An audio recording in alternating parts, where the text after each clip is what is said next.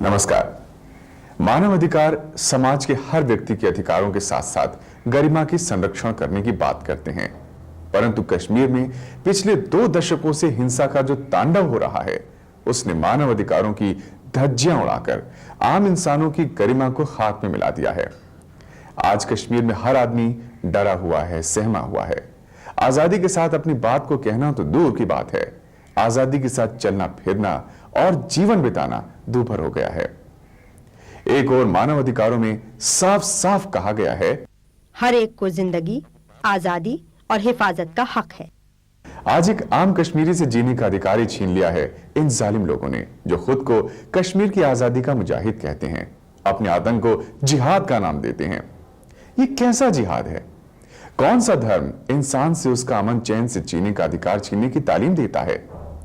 आतंकवादी गुटों के इस दुष्प्रचार, इसी फरेब को ढेर करने के लिए 1994 में यूनाइटेड नेशंस ने साफ शब्दों में आतंकवाद की परिभाषा कर दी। पैरा 3 में इस बात की पुष्टि कर दी गई है, हर तरह की मुजरिमाना हरकत जिनका मकसद आम या खास लोगों में दहशत फैलाना हो, चाहे उसकी वजह सियासी फलसफों, जात, मजहब या कोई और हो, किसी भी हाल में सही नहीं ठहराया जा सकता है।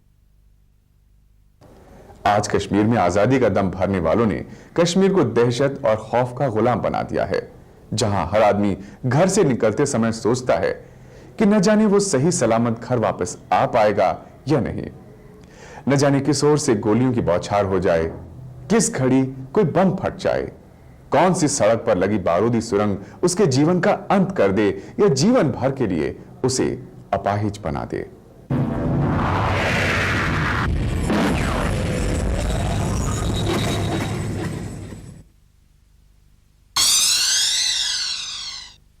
फरवरी 2002 जिला बारामुल्ला के तराल बस स्टैंड पर एक आईईडी का धमाका हुआ, जिसमें 2 बेगुनाह लोग मारे गए।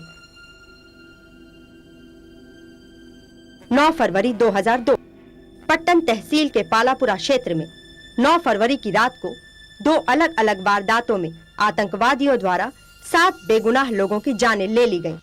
आतंकवादियों के नापाक इरादों का इसी बात से पता चलता है कि मारे गए 7 लोगों में 6 औरतें और 1 बच्चा था। 8 नवंबर 1999 श्रीनगर का मोहम्मद अशरफ बजाज अपनी गर्भवती पत्नी को मैटरनिटी हॉस्पिटल ऑटो रिक्शा से ले जा रहा था। रास्ते में आतंकवादियों और पुलिस के बीच क्रॉस फायरिंग में फंस गए, जिसमें एक गोली उसकी बीवी को लगी, उसके साथ उसके पेट में पल रहे बच्चे की भी मौत हो गई।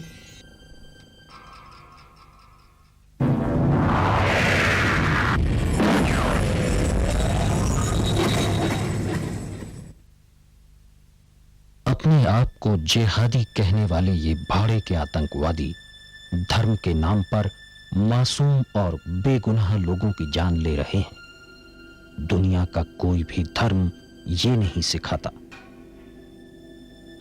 आज कश्मीर में सड़कों पर चलना, बसों में सफर करना और जीवन के छोटे बड़े काम करना मुश्किल हो गया है। मौत के काले साए हर घड़ी आम आदमी के सिर पर मंडराते रहते हैं। आतंकवाद ने उनसे शांति से जीने का हक छीन लिया है। हर इंसान चाहता है कि वो अमन चैन से जीवन बिताए, उसका एक हंसता खेलता परिवार हो, मगर आज कश्मीर में हर घर में या तो कोई ना कोई मौत आतंकवाद के कारण हुई है, या फिर वो इस खौफ में जी रहा है कि न जाने कब कोई घटना हो जाए।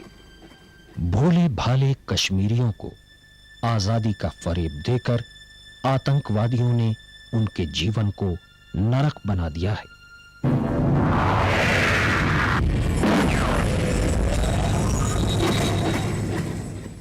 मैं घर से आ रहा था, मुझे एसपी ऑफिस में काम था।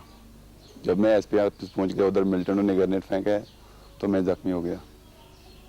फिर मैं हॉस्पिटल पहुंच गया। इधर से मुझे श्रीनगर रेफर किया, उधर मैं 1 महीने रहा। फिर घर वालों ने उधर से लाया है, तब से मैं बेकार हूँ। तब्दीली आई तो पहले मैं कमाता था, अब नहीं कमाता हूँ, अब मैं बेकार हूँ। पहले तो मैं अच्छा चलता था, अच्छा बोलता था। जब मुझे ग्रेनेड आई तो टाँके लगे, इधर से ग्रेनेड आ गया।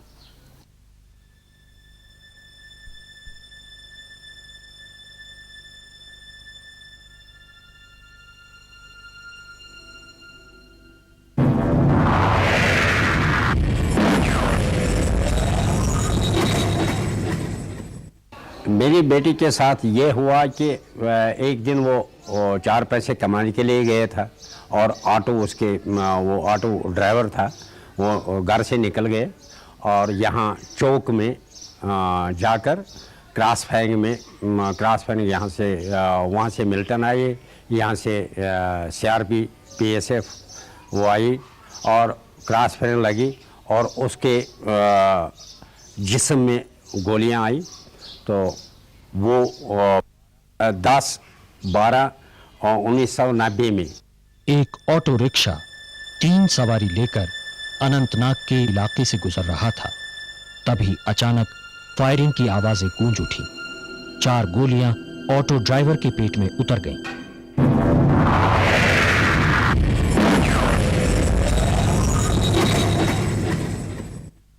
मैं ऑटो ड्राइवर हूँ। मैं ऑटो चला रहा था। सुबह जब मैं उठा, घर वालों से बोला मैं जाऊँगा काम पे। मैं निकला। सुबह जब मैं स्टैंड पर पहुँचा तो मुझे सवारी आ गई इधर जंगलात मंडी। मैं निकला सवारी लेके। जब मैं इधर लाल चौक में पहुँचा तो उधर फायरिंग हुई। इधर मिल्टन आए, उधर आर्मी थे, उनमें थोड़ा फायरिंग हो गई तो उसमें मैं भी आया, मुझे भी गोलियां लगी। बाद में मैंने सवारियों को भी लिया और अपने आप को भी सीधे अस्पताल लिया।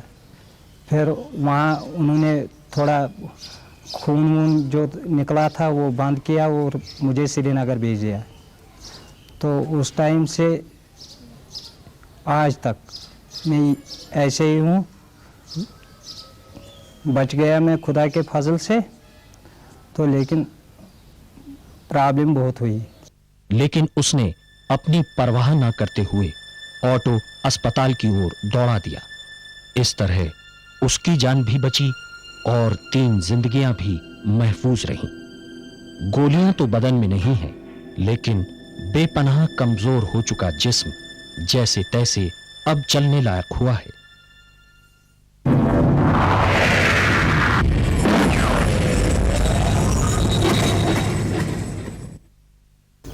मेरा एक यार साथ था, क्योंकि मैं रास्ते पर चल रही अचानक ग्रेनेड हो गया, ग्रेनेड ब्लास्ट हो गया। क्योंकि मैं वहीं गिर गया, मुझे उस वक्त पता नहीं है मुझे कहाँ कहाँ चोट लगी है। तकरीबन 100 से ज़्यादा मेरे टुकड़े जिस्म के अंदर आ गए। एक आँख को भी, उसको भी टुकड़े अंदर हो गए, ग्रेनेड के टुकड़े। तो मेरे उसी वक्त उस आँख की लाइट चल गई, मैं वहीं गिर पड़ा। फिर आम लोगों आए, उसने मुझे उठाया, हॉस्पिटल पहुंचाया, वहां से श्रीनगर तक पहुंचाया। क्योंकि मुझे पता नहीं है मैं कहां जा रहा हूं। उस वक्त तो मैं बेहोश हूं।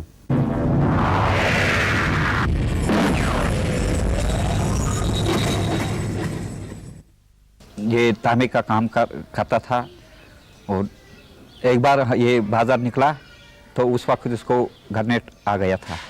ये बहुत मेहनती था। फिर जब ग्रेनेड आ गया, फिर हमने इसको अस्पताल में लिया था। उस वक्त ये इसके पास कुछ पैसे नहीं थे। फिर हम दोस्त 4-5 मिले थे। फिर हमने इसको बहुत मदद किया था उस वक्त, मगर गवर्नमेंट ने उस वक्त कुछ नहीं दिया था।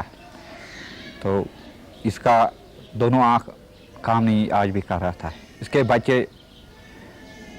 बच्चे है, एक आँख खराब है। इसके बच्चे ऐसे ही बाज़ारों में घूमते हैं। जब हम उनको देखते हैं हमको बहुत तरस आता है। हम उनको 5 रुपये देता है, क्योंकि अब ये कोई काम नहीं करता है।